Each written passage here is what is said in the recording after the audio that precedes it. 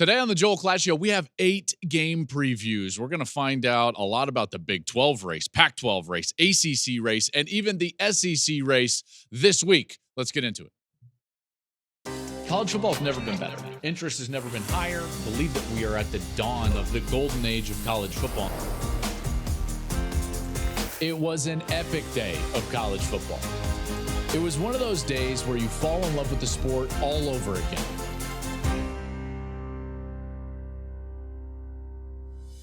Hey, welcome into the program, everybody. I am Joel Klatt. This is the Joel Klatt Show, and this show is presented by Hampton, by Hilton. Very much thankful for their support and partnership throughout this entire season, and it's been really awesome to have them aboard. We've got a lot to get into today. I've got 8 game previews, 8. And as we dive into November, we just have to remember the games we remember are played in November. Lots of stuff right there. Lots of stuff. Okay. If you want to follow on social media, do that. Wherever you like to social media.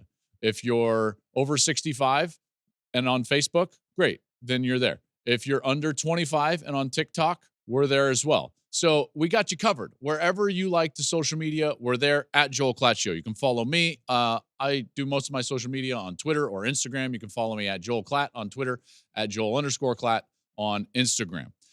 Remember to follow the show and subscribe to the show wherever you're getting your podcasts, wherever you're watching your podcasts. Subscribe and then share it with a friend, because this month it's going to get real. We have not had a season quite like this one in a long time. And so you're going to want to get your friends all on board for the program so that you guys can talk shop and talk college football every day of the week as we get things going here in the month of November. Okay, so now that we got all that housekeeping out of the way, let's get into these games, because we're going to find out so much about the races in the Big 12, the Pac-12, the ACC, the SEC.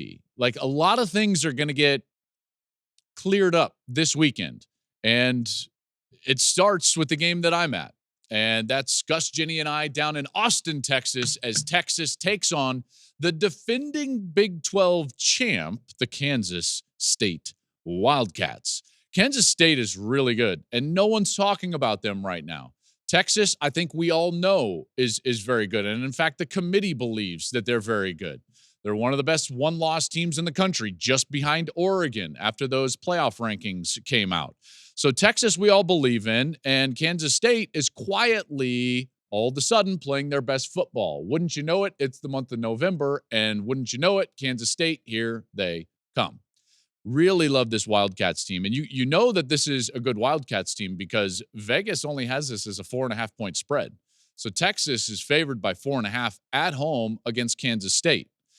Texas has won the last 6 meetings. Okay, so they have the recency of that success, but 5 of those 6 have been 1-score games. I don't see this not being a 1-score game, to be honest with you. The way that this is panning out, as I'm prepping for this game and watching the film, I just want to be clear. I'm thoroughly impressed with both teams. I think both of these teams are really good. I've talked about Texas at length this season. You know how I feel about how much more real they are at the line of scrimmage. And I think the evidence of that has been borne out through the production of Jonathan Brooks, the running back. Now, he's very good, but I think even he would have to say, like, I'm not quite Bijan Robinson. And yet he's giving us, from a production standpoint and a numbers standpoint, exactly what Bijan was giving Texas last year. It speaks to the greatness of Bijan, because this offensive line is so much better. Every one of their starters returning. They've got more depth. So even when they've gotten banged up at times, they've had the depth to go in there and continue to play well up front. Jonathan Brooks has been really good. Through 8 games, he's got 115 yards per game. He's 5th in the country in rushing, 4th in the country in scrimmage yards at over 141. Eerily similar to what Bijan was doing from a production standpoint a year ago. So they still have that. Now, they don't have their starting quarterback, Quinn Ewers. Coach has said he's week to week with an AC joint sprain in his shoulder. I know exactly what he's going through, by the way. You can kind of see it through the sweater right there. You can kind of see the lump. Yeah, I could even do it. No, I'm not gonna show you my shoulder. That would be gross. I separated my AC joint. It was grade 4. I believe Quinn's is grade 2. He should be good somewhat soon. I just don't think it's going to be this week. This week is probably just too close. And what you want if you're Texas is to get him back 100%. You don't want Quinn going out there 85%, taking another hit, and then all of a sudden it lingers through the course of the year. This type of injury will heal on its own. It just needs the proper time to do so. Now, he's going to have to deal with a little pain, certainly. And you know what? As a player, you've got to deal with that. But I don't think it's going to be this week, which means that it's probably Malik Murphy. And I say probably only because I know that Arch Manning has been playing really well in practice. They have an oar in the Arch Manning. He's been taking some of the first team reps. I'm not saying that he's going to get on the field, in particular in crunch time, but I do know that he has been earning a lot more attention down in Austin over the last few weeks with the way that he's been practicing. So they are thrilled with their quarterback position currently, even with Quinn being down. Now, Malik played pretty well a week ago in a win, and this is the type of guy that has an immense amount of talent. I do think that he will make some young mistakes. Why? Because he's a young player. So you've got to at least anticipate that with some of the good will come some of the bad. And that's not a knock against Murphy. That's just what it is to start as a young quarterback in college football. He threw a couple of throws in that BYU game that I look at and I'm like, okay, probably shouldn't do that. Got away with it. If you're watching on YouTube, you're seeing one of them right now. He goes over the middle to Jajavian Sanders, the tight end, and he threw it under pressure late over the middle and was bailed out. Then he makes some incredible plays and incredible throws. He's a natural thrower of the football. The ball pops out of his hand. I'm excited to watch him play, but he is a young quarterback. So you have to at least anticipate that at times he will put the ball in precarious spots. And against Kansas State, that's not what you want to do. In fact, Kansas State in the back half of the season, their resurgence, if you want to call it that, after the loss to Oklahoma State, has mainly been due to the fact that they have been much better in the turnover margin. So their defense has been able to get takeaways, and their offense has stopped giving the ball up. It's a big reason why they're playing so much better. But Murphy and Brooks are really a key for Texas. That offensive line, a key for Texas. This defense for Texas has been solid. So where does this game actually come down to? The game comes down to, for me, what these teams do in the red zone.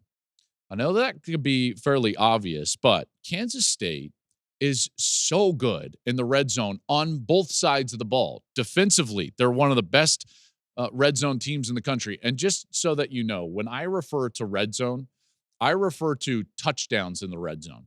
The percentage of just like scoring in the red zone, if you're kicking field goals, you're losing in the red zone. So for me, it's about touchdown percentage in the red zone. Kansas State's red zone defense, number 3 in the country in touchdown percentage. Texas offensively has not been good in that area. They're 120th in the country in red zone touchdown percentage. On the other side of the ball, it's another place where the Wildcats really excel. They're one of the best in the country, one of the best in the Big 12. And once they get into that area of the field offensively, they put the ball in the end zone.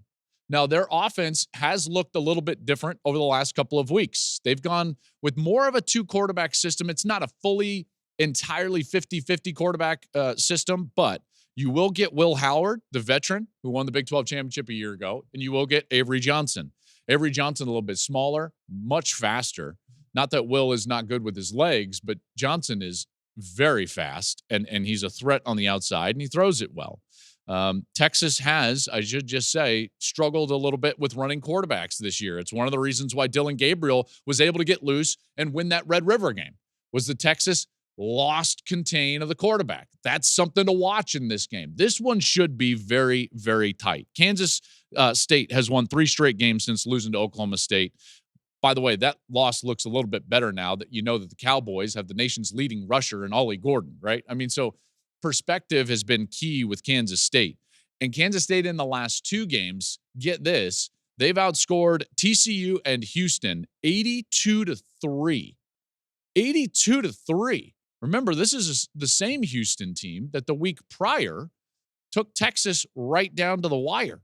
So this one should be a really good one, and we're going to find out a lot about the Big 12 race after this weekend because we've got Bedlam up in Stillwater. I'll talk about that game in a little bit. You've got this game. You've got 5 teams that are 4-1 These are 4 of them playing. You've also got Iowa State. So we're going to figure out a lot about who's going to be in the catbird seat, if you want to call it that, in the Big 12 after this weekend.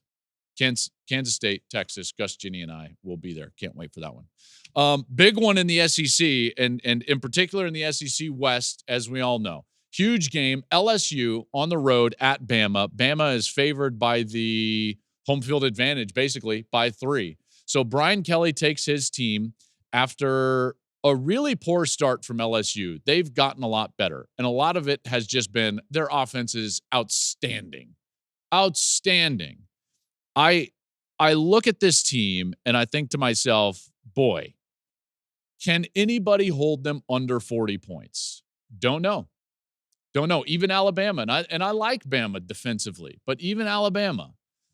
Jaden Daniels for LSU is just playing at such a high level. It's one of the reasons why I like him. He's one of my favorites in the Heisman Trophy race because he has big stages like this one against Bama. He's been playing incredible football. He's got great weapons on the outside, Malik Neighbors being one of them, Brian Thomas being another one. They play efficient, and then they also have to. Okay, so he's not in a J.J. McCarthy mode where he's playing really well and they don't need all of his production so he doesn't play in the fourth quarter. No. With Jaden Daniels, they need all of it. Every yard he can muster, every point he can muster, they're probably going to need it. Why? Well, because they're the number 1 scoring offense in the country. Yes, we know that. But they're the number 75 scoring defense in the country. So there's this feeling of the old Oklahoma, USC kind of outscore them, no defense type of team, which means they need all of it.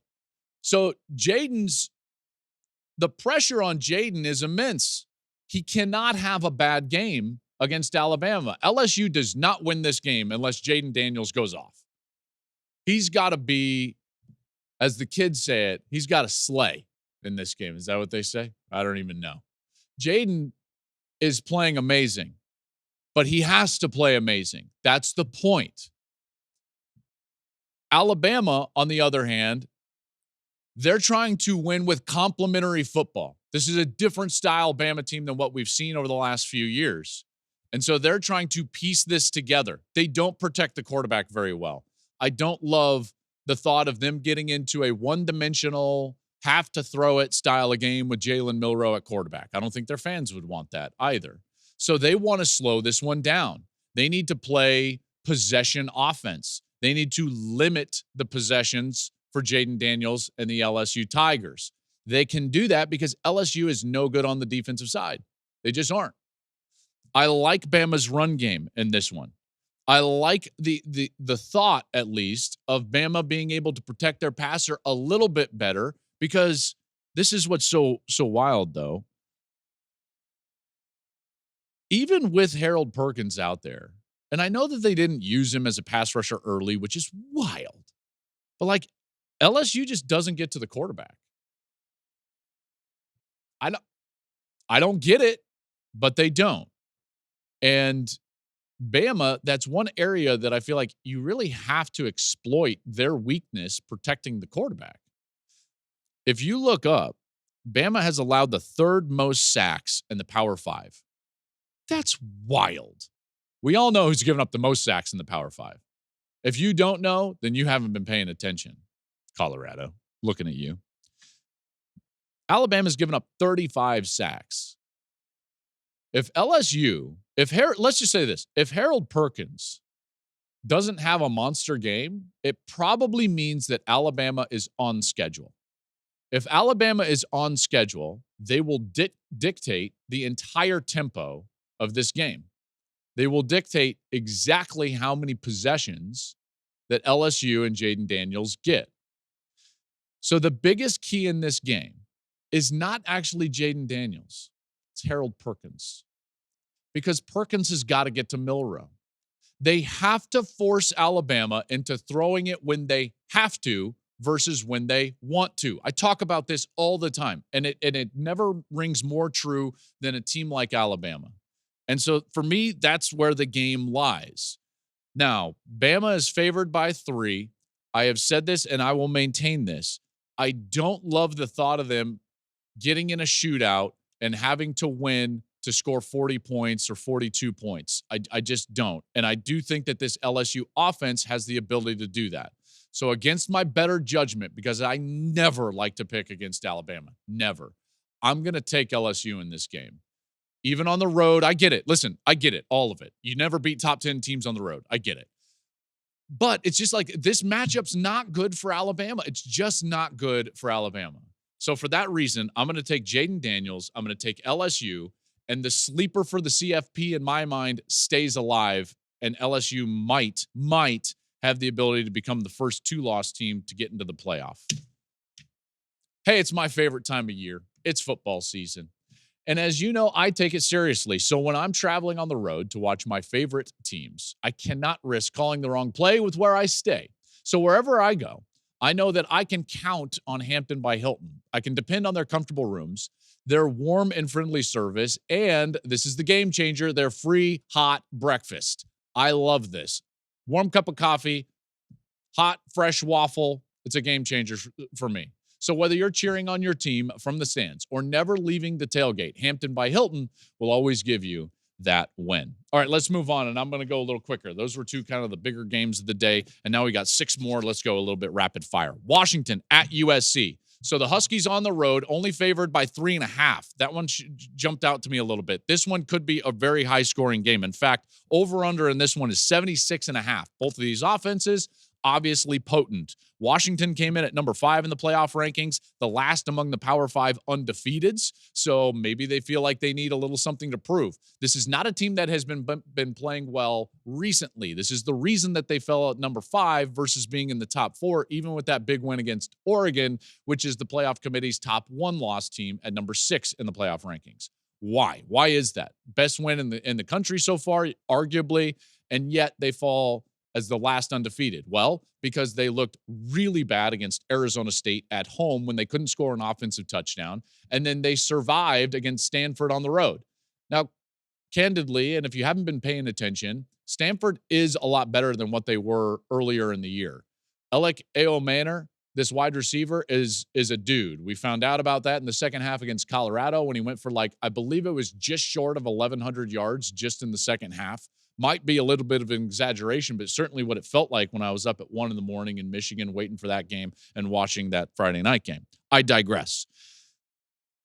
Stanford dropped a 4th down play late in that game, would have given them an opportunity to kick a field goal late and go up. As it was, they give the ball back. Washington goes down and scores, and they win. So they remain undefeated, but they have not been dominant the last couple of weeks. Now, you can say the same about USC. And this is a gauntlet that is just unrelenting for USC. Remember, they're in the middle of 9 consecutive weeks against Power 5 opponents. Nobody does that. Nobody.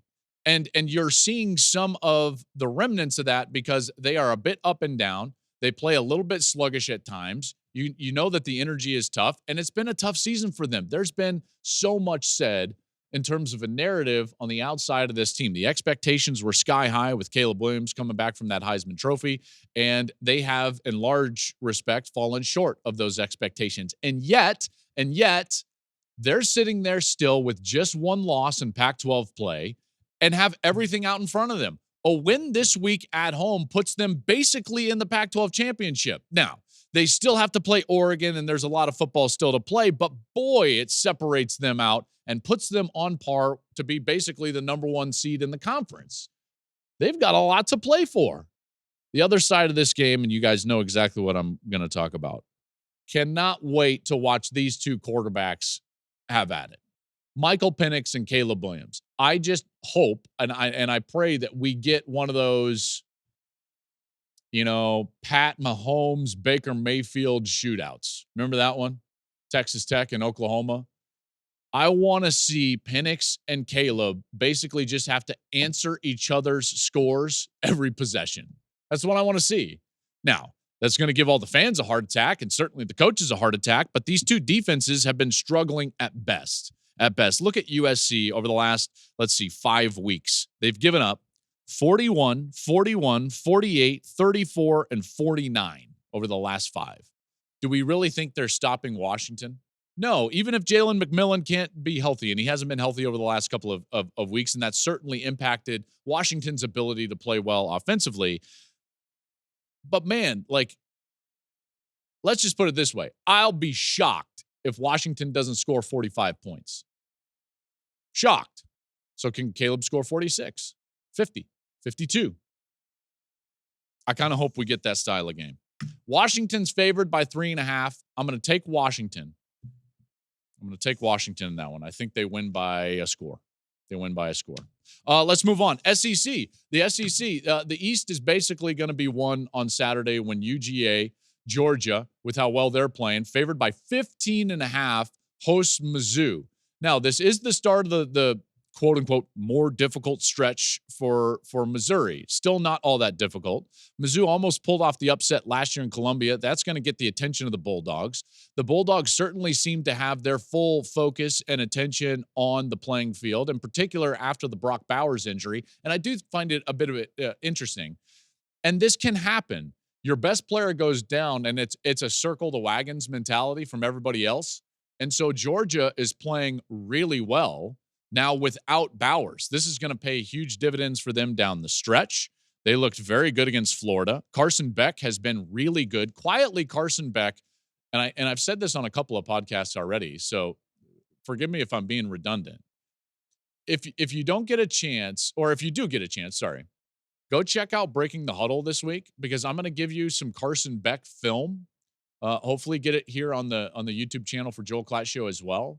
We'll try. I don't know if we're going to be able to, but Carson's playing really, really good. In fact, Carson Beck, 300 yards passing in 4 of his last 5 games. He's going to have one of the most productive seasons a quarterback has ever had at Georgia, and he's doing that right now, at least, without Brock Bowers. This is going to be a bit of a homecoming, even though Georgia is going to host this game. Dominic Lovett is going to face his old team. He's a Mizzou transfer. Georgia's run game is starting to get going. Their pass game is starting to get going. The defense looks fast. I like Georgia, even the 15.5. Sorry, Mizzou. I'm taking Georgia, and I'm giving the 15.5. Bedlam. It's going to be a good one, huh? Oklahoma favored by 6 against Oklahoma State in the last Bedlam for the foreseeable future, and Oklahoma's going to head to the SEC. And can you imagine that environment on Saturday in Stillwater? It's always good for Bedlam. I've been there, and I've done a Bedlam game in Stillwater. In fact, the Bedlam game I did in Stillwater, the last one, Mayfield and Hollywood Brown. I believe that was the infamous, "Who is this kid? Where did he come from?" And I was like, "Well, Gus, he's a junior college transfer from College of the Canyons, I believe it was." Anyways, I digress. The environment's going to be, I almost said toxic. It's not going to be toxic. That's not the right word. It's going to be electric. There's going to be some vitriol. Oklahoma State hates Oklahoma. This is a huge rivalry. Then you compound that with the fact that OU is leaving for the SEC. Basically leaves, at least in Oklahoma State's view, leaves them for dead, just leaves them behind. Can you imagine how that makes Mike Gundy, an alum, feel? Can you? Can you imagine how it makes a fan base feel that constantly feels like they are the, I don't even want to say it, but like little brother of the state? And, if you're listening right now and you're an Oklahoma State fan, your skin just crawled. You're very mad. You're very mad. And I understand that. And that's the tension that will be in the stadium. This is going to be an incredibly difficult game to win for Oklahoma. The energy from the Cowboys and that fan base and that building is going to be off the charts. And this comes on the heels of Oklahoma losing to Kansas. There are some holes for Oklahoma showing up. If you're just looking at the trends, one of these teams is pointing down and the other is pointing up. Oklahoma State was left for dead, not from a conference perspective, but when they lost, 33-7 to Alabama, South Alabama at home. Then the next week they lost to Iowa State, and everyone is just like, okay, well, Oklahoma State's done. Remember, all those kids transferred. And lo and behold, here comes Mike Gundy, one of the best coaches in America. And what does he do? He figures it out. Like great coaches do, he figures it out. And what did he figure out? Ollie Gordon.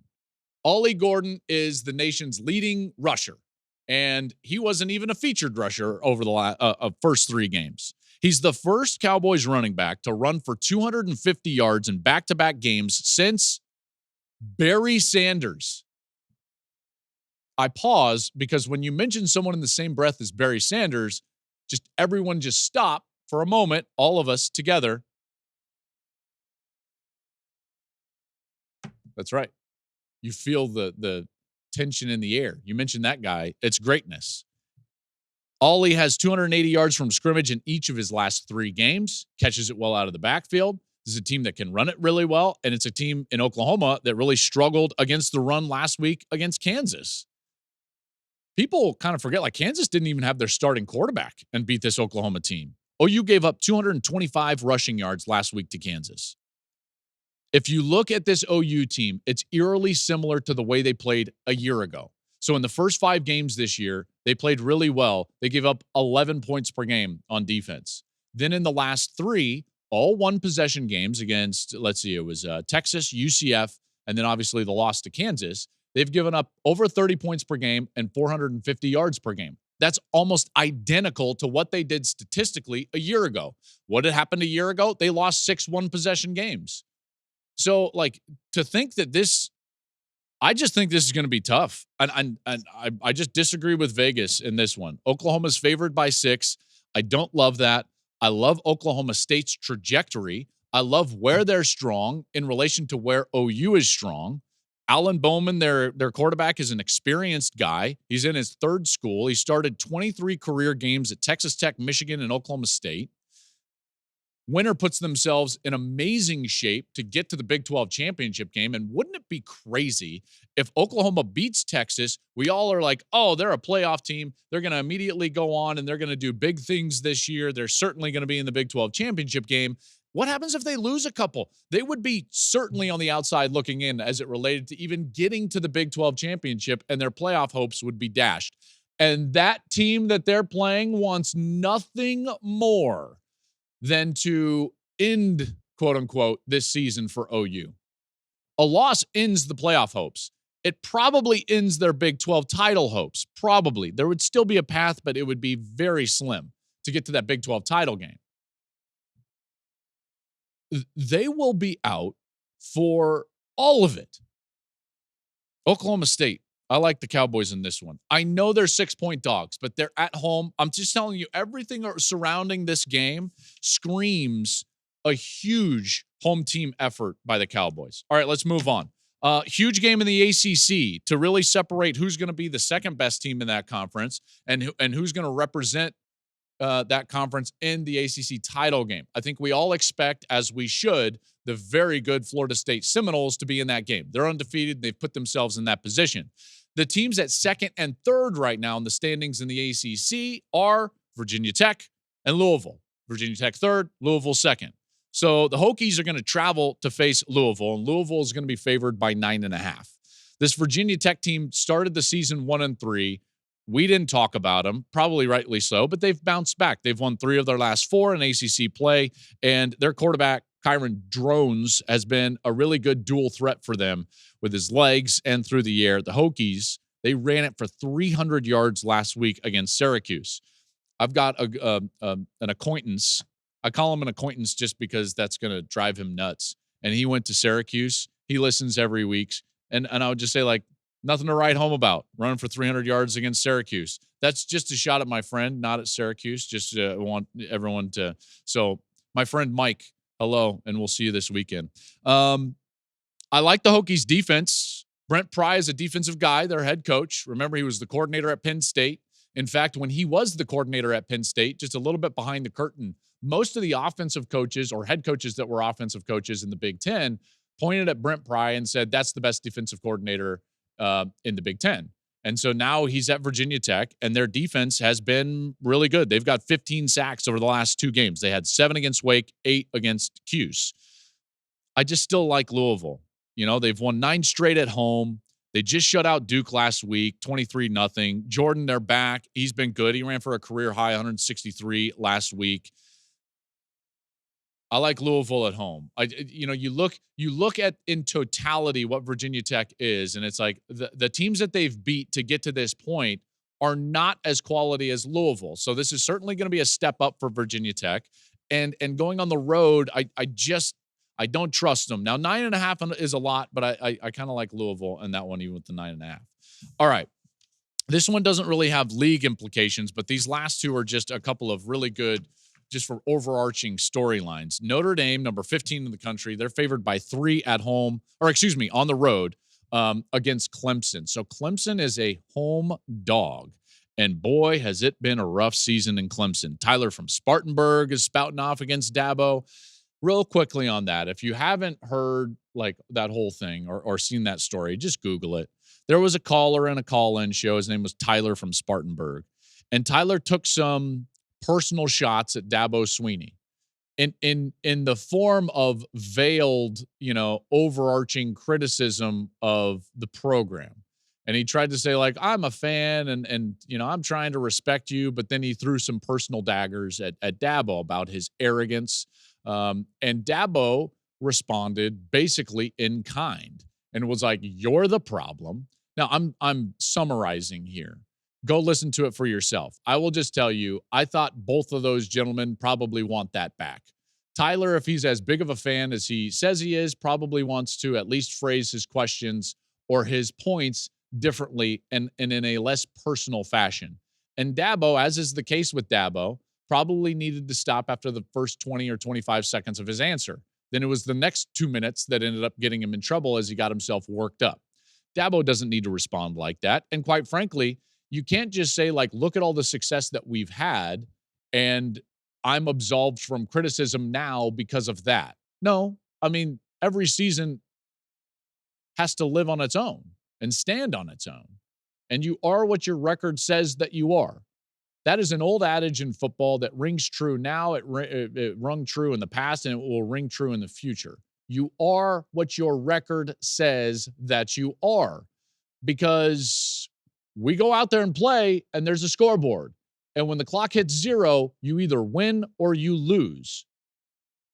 That's kind of a bottom line. They've been a great program. It's not this year. They're 4-4. Notre Dame is a better team than Clemson. We'll see what type of pride the Tigers have, certainly. But with a veteran quarterback like Sam Hartman, I like Notre Dame. After their bye week, they came out and destroyed Pitt 58-7. They can run it. Hartman is a very good player, and Clemson doesn't do anything. Like this offense, I thought Garrett Riley was going to turn this offense around. He's their new offensive coordinator. He came in from TCU from a year ago, and it just hasn't worked out. It hasn't worked out. Clemson is not good on the offensive side.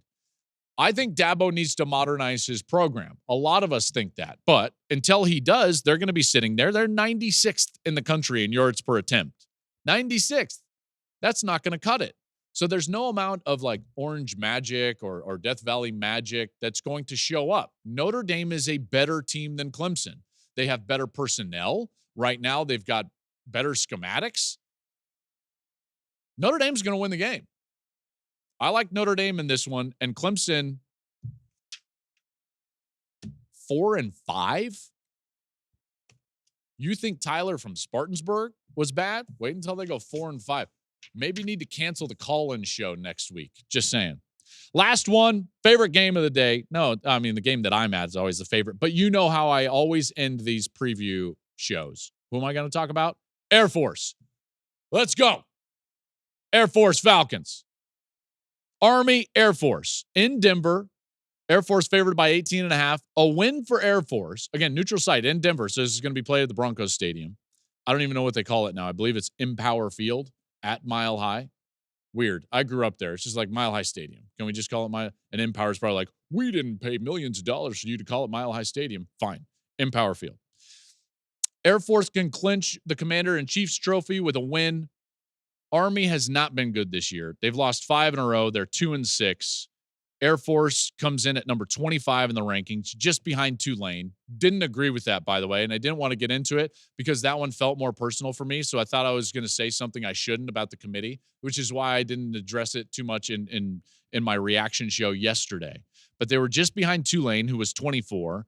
I want to see Air Force in the New Year's Six. And I know people from Tulane are going to be upset with that, but like, I just want to see it. I grew up watching this team.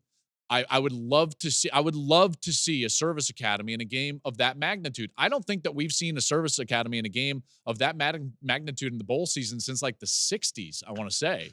So like, I want to see this. This is a really good team. Zach Larrier, he bounced back from that knee injury, but he hasn't been quite the same runner.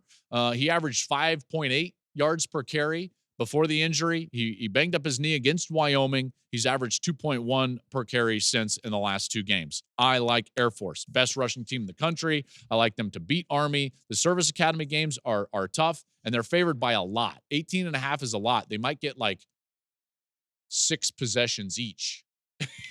Like it's good. Don't show up late in Denver.